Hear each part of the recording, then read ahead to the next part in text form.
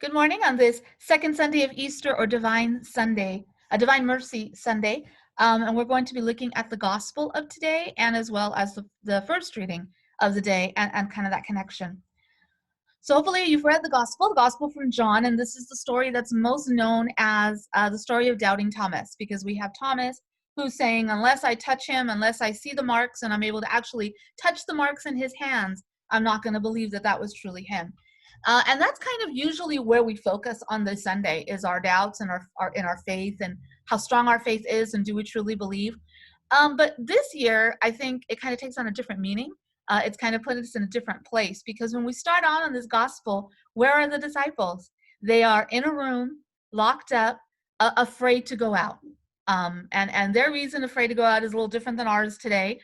They're afraid of repercussion from the Jews, whereas we're kind of afraid of, what we could contract, what disease we could contract as we walk out the door, or what we will encounter in this time of stay at home, kind of our own self-imposed quarantines.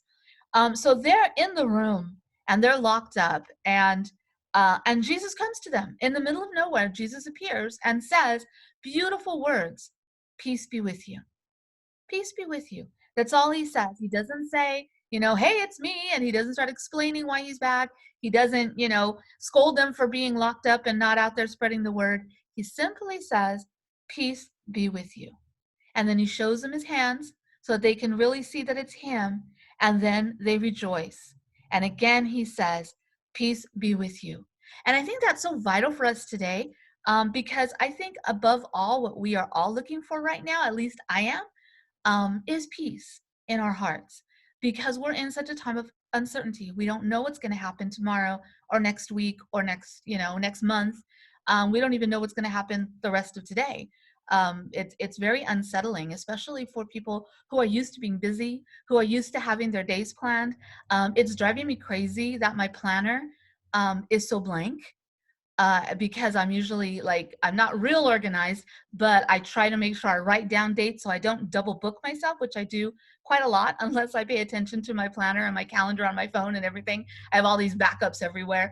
And normally it's here's everything, here's everything. And the other day I bought a brand new planner because the one I was using wasn't working. It wasn't big enough for everything that I had for my home that has everything. Because I have a work planner and then I have stuff on my phone, but then I like to have a paper and pencil, I'm old-fashioned, planner at home where I have everything, work, personal, parish, everything is in that one book. Because if I don't do that, then like I said, I double book.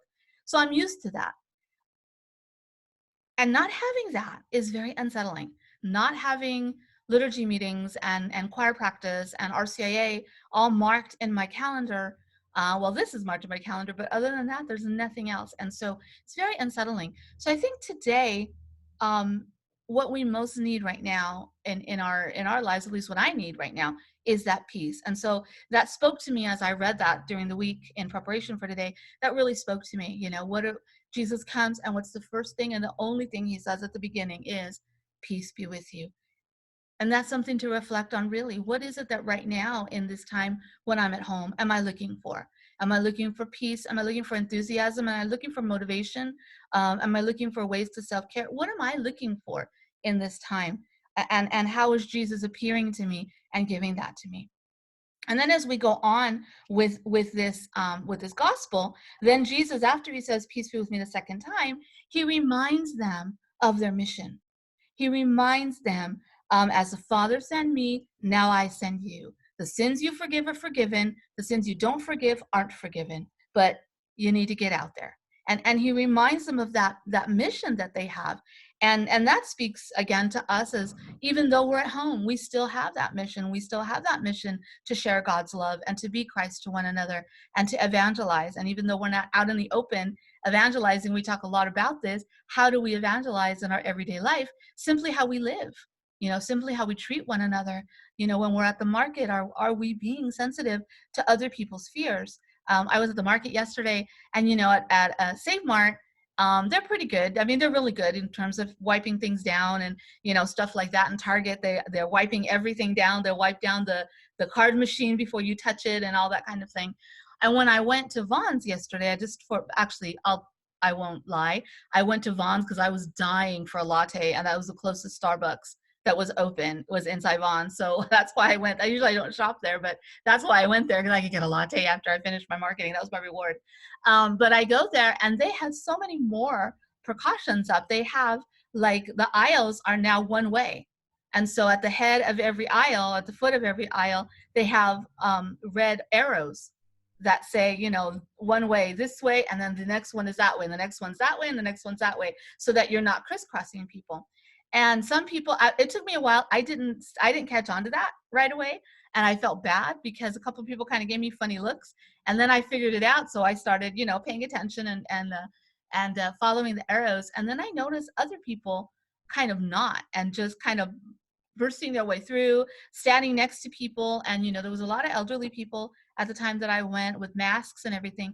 But, you know, you could tell it was very uncomfortable because there were people that were just kind of pushing their way through and not respecting the space at all, even though there's signs everywhere that say it. And, you know, two cart lengths. They tell you everybody be 2 cart lengths. And there's signs on the floors and everywhere. But there just weren't people that were paying attention to that. And I thought, you know, that's something that we don't think about. That is very much a way for us to evangelize. It's a way to show that we love and respect other people in our area. So even in this time when we're inside, when we're not out, you know, there are ways for us to spread the word. Second thing that I want to try and start doing this week, and if you'd like to be a recipient, email me your address. A friend of mine, ever since this started, she homeschools, and ever since she started this process, she, with her kids, and especially with her eldest daughter, who I think is a senior in high school, they've started every few days, they send out notes, just little notes of encouragement. And so she put something on her Facebook and said, hey, if you want to kind of do a pen pal thing, or you just need some encouragement, send me your address. So I sent her my address, and she sent me a card on Easter. And it was just so nice. It was something different. And I thought, you know, all week I've been thinking, like, I need to pull out my old stationery and just start writing to people, like, randomly. You know, every morning try to write a couple of things, and then, you know, once a week take them to the post office, and just to do something, just to show that I'm thinking of people, especially people that I don't get to see. You know, send something to my mom that would really shock her, because I do talk to her, but, you know, just send her a little something in the mail. My best friend sent me, do I have it here? I do. Hang on one second, I'm going to show you,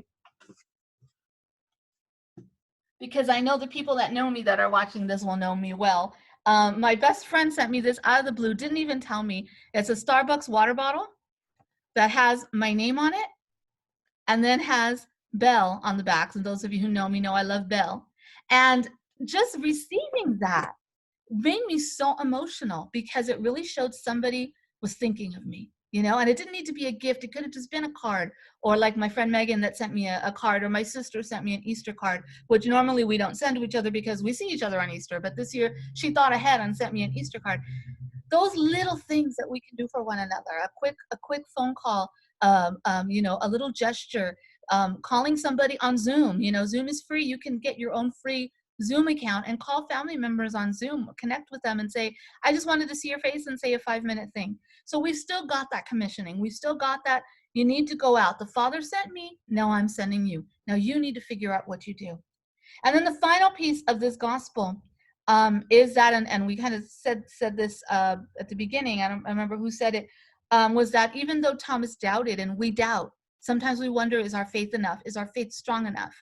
Jesus didn't come back and say, shame on you for not truly believing and needing to see a sign. Jesus came back to them again and said to Thomas, here you go. Here are my hands. Go ahead and touch my marks. Here's my side. Go ahead and touch my side. He wanted Thomas to feel connected and not be no longer doubt. And he didn't scold him. He wasn't angry at him. He just said, okay, you needed the proof. Here's the proof. Now let's move forward. And I thought that was a beautiful thing. And I want to finish this reflection with just part of the first reading. The first reading today is one of my favorites. For many years in parish ministry, I was in charge of evangelization efforts, and in a couple of them we did small faith communities, or we tried to build faith communities among our ministers and such. And this gospel, the Acts 2:42-47, was the one we always used, or I always used in prayer, because it speaks to what the disciples should do.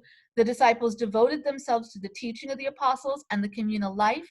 to breaking bread and to the prayers. Many signs and wonders were done. All who believed were together and had all things in common. What they had, they would sell, put the money together, and divide amongst themselves. And every day they devoted themselves to meeting in the temple and to breaking bread in their homes. They ate their meals with exultation and sincerity of heart, praising God and enjoying favor with all of the people. And I just think that's so beautiful because of two reasons. Number one, I think in this time of being in our own homes, we have to figure out how we can connect to other people, how we can truly be community, how we can truly be God's people. And we can't do that without reaching out. We can't do that without trying to be a part of one another's life. But I think mostly to the end, where they ate their meals with exultation. And I long for the day that we're going to gather again in our churches and share our meal together and truly be excited and truly be exulting and truly praising God for this wonderful gift that we're going to receive. If anything at all that we take from these gospels today is that during this Easter season, we're called to be the risen Christ to one another, no matter what our situation. And so we need to look this week now, how am I going to live the word? How am I going to be the risen Christ to everyone around me? And if I'm alone, like how am I going to be a risen Christ to my family that's out there? How can I stay in communication and uplift them and keep hope alive? And that's our challenge this week, brothers and sisters. Have a great week, and hopefully we'll see you next week.